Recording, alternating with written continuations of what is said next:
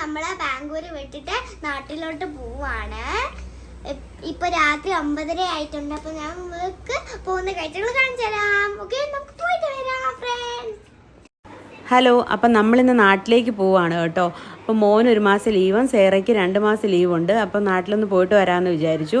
രാത്രി 9:30 ആയി. ഇറങ്ങുമ്പോൾ തന്നെ നല്ല ട്രാഫിക്കാണ് ഇവിടെയൊക്കെ, മടിവാളയൊക്കെ.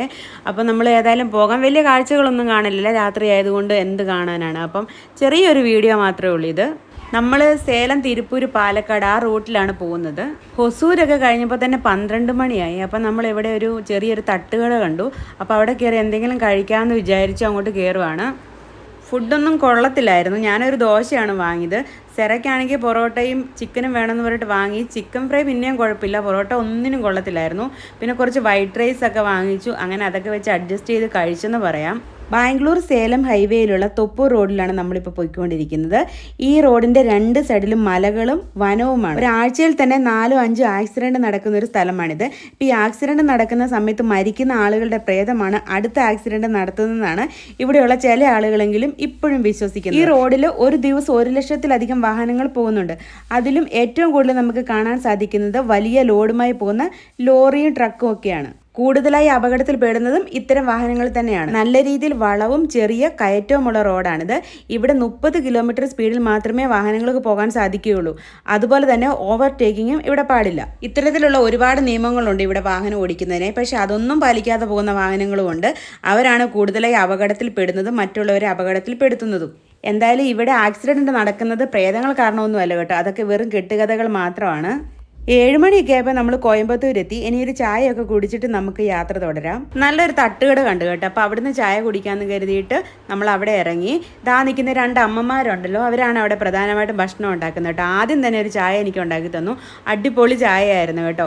പിന്നെ അമ്മ ഇതായിട്ട് അവിടെ ദോശ ചുടാൻ വേണ്ടിയിട്ട് ദോശക്കല്ലൊക്കെ റെഡിയാക്കുകയാണ്. അപ്പം ഞാൻ അങ്ങോട്ട് അടുത്തേക്ക് വീഡിയോ എടുക്കാൻ വേണ്ടി ചെന്നു കേട്ടോ.